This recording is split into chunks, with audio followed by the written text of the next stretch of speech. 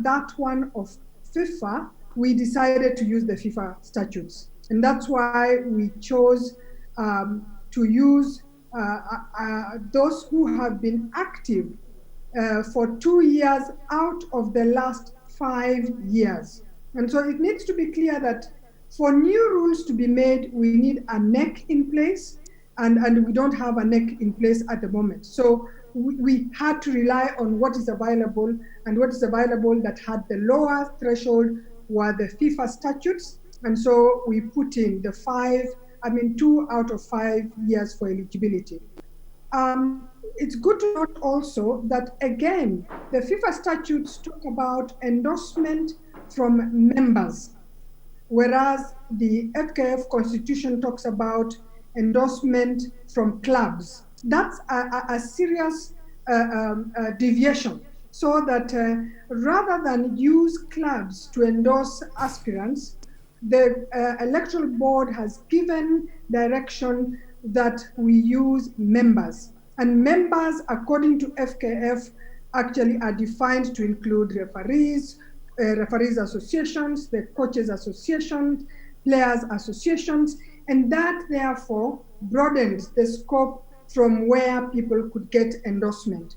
And this, the board did deliberately so that we can open up that space where people felt they were being constrained. If you have, for example, a county that has 7 clubs, how do you then get competitors when you have to get out of 5? And so we have opened up, it has to be members, and members mean referees, coaches, players. So long as you're an FKF member, you're free to endorse a candidate of your choice.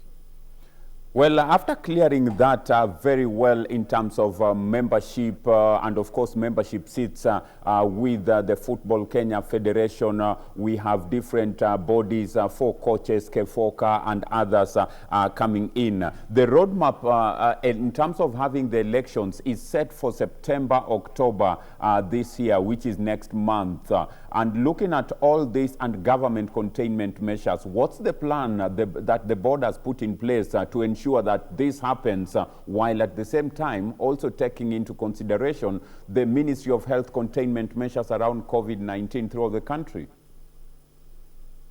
Now, we are closely in touch with the relevant authorities to ensure that we get the protocols in place to ensure that the COVID-19 protocols are followed. For example, when it comes to the voting, and we are going to give this, there are things that we are actually in discussion about. We will have to then provide for the possibility that voting is done in order and giving slots that are definite so that everybody gets to vote, but without having people crowding in one place. And let's not forget also, we must protect the returning officers from just being exposed, overexposed. And so these are the measures that we are looking into. We are working out on the protocol so that we make sure that we follow the right guidelines. Now, remember that the presidential and national election is actually a general meeting. It's an annual general meeting. And that means that people are not just going to vote. They have to hold a meeting, and then within that meeting, we then hold elections. So these are all matters that are under consideration, because if we have 88 delegates, how do we get 88 delegates into one room without flouting the COVID prevention guidelines? And so we are very cognizant of this and are working out modalities to ensure that we adhere to those guidelines. And we will be giving direction much sooner than later. You've mentioned a very critical point and a very key ingredient in terms of the electoral process and ensuring their safety. That's the returning officers and, of course, presiding officers in terms of ensuring the process happens across the country. What's the state of having the presiding officers ready? Have they been trained in terms of just getting ready for September? You will note that in the election, the just ended election, the one that was stopped, we went out of our way to get IEBC to train our returning officers. And so the returning officers have been trained. Now, the complication, a bit of a complication is that until we get the nominations, we don't know how many returning officers we will require. And so we are in the process now. As soon as the nominations come in and we vet the candidates, then we will know the number of returning officers that we need and put in place the necessary mechanisms to ensure that they are trained in good time. If you look at the roadmap, we have a specific date when we are going to train them, and we will ensure that this happens to get them to the standard that we require should we need more. Now, note that one of the factors that we use to ensure that the election is free is that we may have to rotate returning officers from the areas where they were previously and so on. So we look into all this to ensure that one, we have returning officers that are properly trained, but most important, that the process is impeccable, so that the returning officers are as accountable as they should be. I mean, very critical, because by the end of the day, accountability will be key in terms of ensuring, the success and smooth running of the entire process. You've also mentioned a roadmap and a guideline for the same. As per the board, which was part of your guidelines and roadmap, is anyone not comfortable with the voters register to raise concerns, and you gave a time within which such can be brought up. Have we received any complaints around the comfortability around the voters register? This has been a very interesting process because we set the deadlines based on our experience in the last election. Now, what is interesting is that this time we have many, many more complaints than we had previously. For your information, we, as late as last night, in the night around 9-10, we were actually still resolving a number of complaints that we have received. Now, this is a very important part of this election. The fact that we have more people coming, and yet it was the same register that we had put up, the one that we put up at the, to start the last election, is instructive. It's instructive in that I feel, and the board feels, that more people are beginning to have faith in the process. And that's why they are able to raise these disputes. It's important also to note that this register, the status of the register, really is the point at which the election is going to be judged as to whether it is free and fair or not. The register is the one that determines that. And so the fact that people have come up, we have a number of people who came up. By the way, we are making a summary. We will make it public and show who contested and so on. This is something that we are going to put into our final recommendation when we finish this exercise, to make sure that the electoral process is managed in a manner that ensures that people feel satisfied that it was free and fair. And so, yes, we did receive many, many more complaints than we had last time, and we've resolved these complaints. And so we hope that at the end of this, this evening, we should publish that register. We are cleaning it up to ensure that it is up to date. We will publish it, and we hope that that will help give more confidence to those involved that the Electoral Board intends to carry out a free and fair and transparent election. Madam Tikolo, looking at the way you've articulated that, it means you've opened up, the floor, as in anyone who is aggrieved can openly share their concerns, and you are ready to listen to them. Now that we seem to be having more aggrieved, parties or people coming up with issues, what are the other, key metrics that you've put in that will show the independence of the board and will put out a lot of confidence for all these parties in terms of going into the elections? One of the things that we did last time and we are enhancing is the level of communication, open communication with the various aspirants, with the various interested parties. We are open, people know my number, they call, they ask. I feel that there's much more confidence in what we are doing.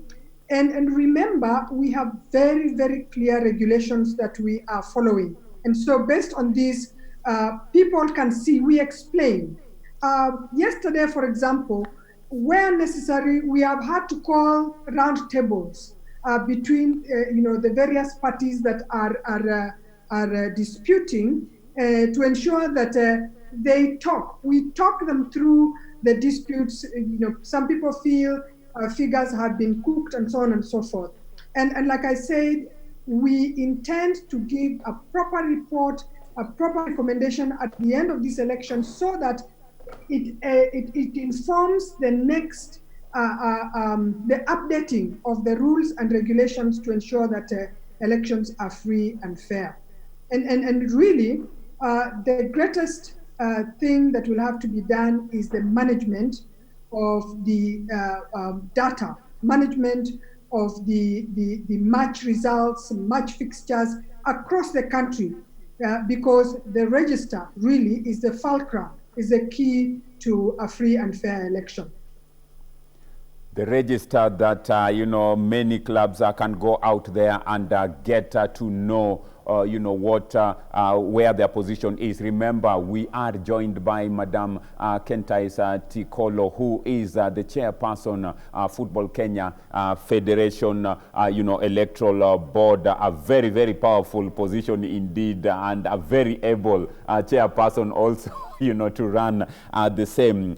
Some of the regulations that have been put by, that have been set at Football Kenya Federation level are beyond you, and you just have to follow them.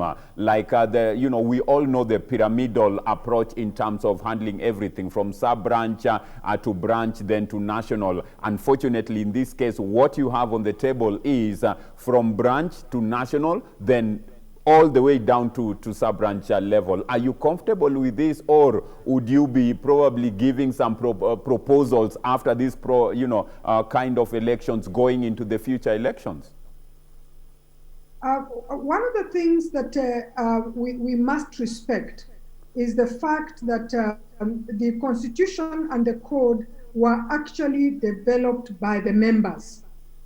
And it would be interesting to go back and find out from the members, why did they pick on this order? Now, if we could understand that, then we would be able to give, the necessary guidance and direction. However, this is a matter that has been in contention. And like you rightfully said, the Electoral Board has no other we can't make up the rules, and so we start at branch, and definitely that is one of the matters that we'll pick up in our recommendations as one that NEC and its membership should look at in order to make members feel comfortable about the electoral process. Well, your hands are tied on that, but I mean, elections are here and they have to be taken up, as they come. Madam Tikolo, we all are cognizant of the fact that we've had petitions and people going to court trying to stop the whole process.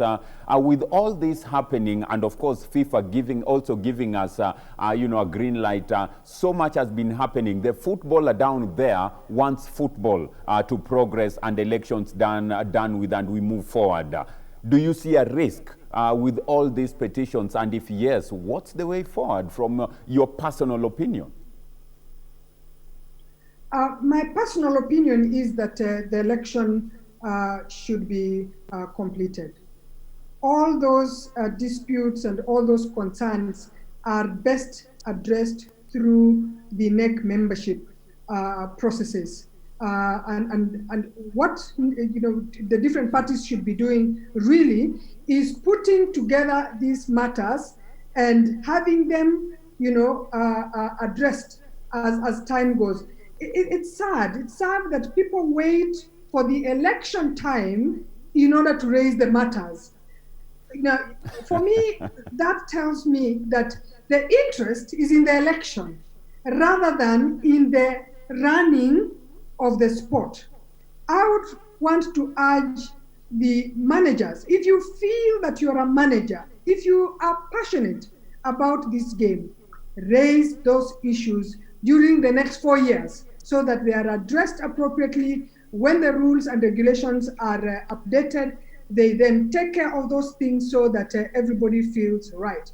But to wait until the election and start raising issues when it's going to be difficult, because this is a membership organization, and members are the ones who have come up with the rules and regulations. It's so difficult to go outside those rules and regulations without going back to those members. And so my plea is, anybody who cares for this sport, don't stop at the election.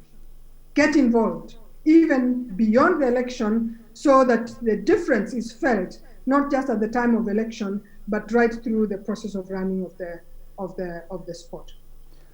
Madam Tikolo, Waswahili wanasema fahali wawili wakipigana nyasi ndio yaumia, and in this case it is the footballers or the people down there, and like you rightly put it, we've had many years as aspirants or contenders of these contestants of these positions to go out and clean all that we talk about, and timing is a key issue. Why, when elections are called? A very valid point in terms of getting all this.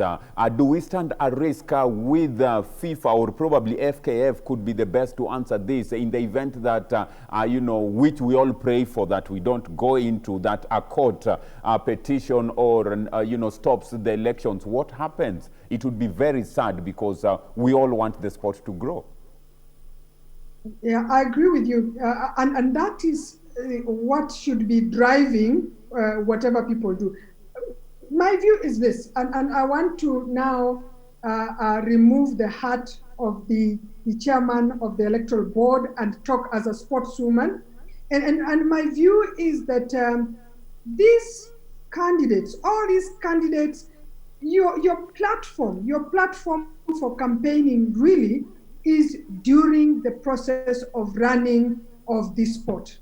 We have annual general meetings, and those annual general meetings are the platforms where those changes should actually be made. And so I want to challenge them. Whoever it is that is going to win, whoever is going to lose in the election, join into those general meetings and put all your ideas there. Scrutinize what's going on so that you can hold whoever is in the office accountable. And if we can do that, I believe that elections will be running without any problem.